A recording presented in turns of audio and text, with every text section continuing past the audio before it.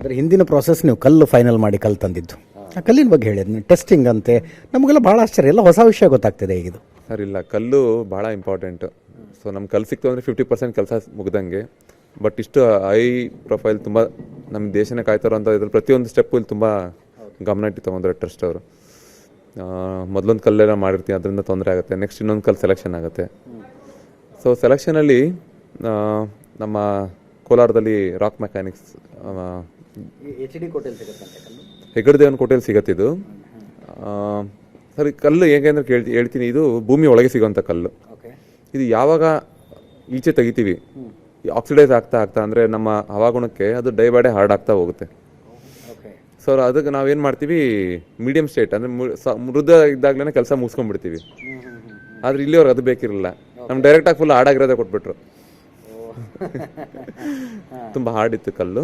ಅದು compression test ಇರ್ಬೋದು, chemical test, reaction, ಒಂದು 5 ರೀತಿ ಟೆಸ್ಟ್ಗಳು ಬರ್ದಿರೋ ಲೀಸ್ಟು. ಅದನ್ನೆಲ್ಲ ಟೆಸ್ಟಿಂಗಿಗೆ ಫಸ್ಟ್ ಹೋಗುತ್ತೆ ಕಲ್ಲು. ಟೆಸ್ಟಿಂಗ್ ಆಗಿ ಎಲ್ಲನೂ ಸರಿ ಇದೆ ಅಂತ ಬಂದರೆ ಮಾತ್ರ ನಮಗೆ ಅದು ಮಾಡಬೇಕು ಅಂತ ಅಲ್ಲಿನ ಪ್ರಿನ್ಸಿಪಲ್ ಸೈಂಟಿಸ್ಟ್ ಇದ್ದಾರೆ, ರಾಜಣ್ಣ ಅಂತ ಅವರು ಇದ್ದಾರೆ. ಅವ್ರ ಹೆಸರು ನನಗೆ ಮರೆತು, ರಾಜಣ್ಣ ಅಂತಲೇ ಇರ್ಬೋದು.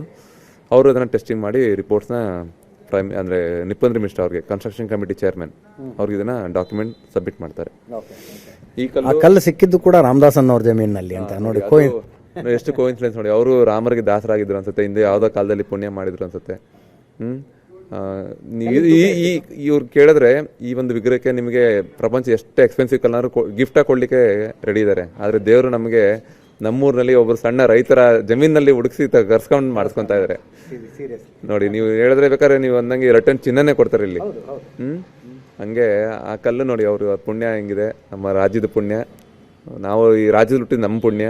ಯಾಕಂದರೆ ನಮ್ಮ ಕರ್ನಾಟಕ ನಮಗೆ ಆಟೋಮೆಟಿಕಲಿ ನಿಮಗೆ ಎಸ್ಥೆಟಿಕ್ಸ್ ಬಗ್ಗೆ ಒಂದು ಗಮನ ಏನಂದರೆ ನಿಮಗೆ ಒಂದು ಪರಿಚಯ ಕೊಟ್ಬಿಡುತ್ತೆ. ನಾವು ಮೈಸೂರಿನಲ್ಲಿ ಇದ್ದೀವಿ, ನಮ್ಮ ಸುತ್ತಮುತ್ತ ದೇವಸ್ಥಾನ ನೋಡ್ತಾ ಇದ್ರೇ ಆಕರ್ಷಿತವಾಗಿ ಶಿಲ್ಪ ನಿರ್ಮಾಣ ಹೇಗೆ ಮಾಡಬೇಕು ಅನ್ನೋದು ದಿನನಿತ್ಯ ನಿಮ್ಗೆ ಹೇಳ್ತಾನೆ ಇರ್ತಾವೆ. ಅದು ನೋಡ್ತಿರೋದು ನಿಮಗೆ ಒಳಗೆ ನಾಲೆಜ್ ಹೋಗ್ತಾನೆ ಇರುತ್ತೆ.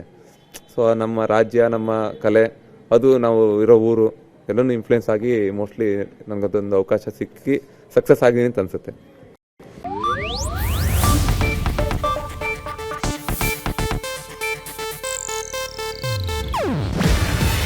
ಇದು ಏಷ್ಯಾನೆಟ್ ನ್ಯೂಸ್ ನೆಟ್ವರ್ಕ್ ಪ್ರಸ್ತುತಿ. ನೀವು ನೋಡ್ತಿದ್ದೀರಾ ಏಷ್ಯಾನೆಟ್ ಸುವರ್ಣ ನ್ಯೂಸ್.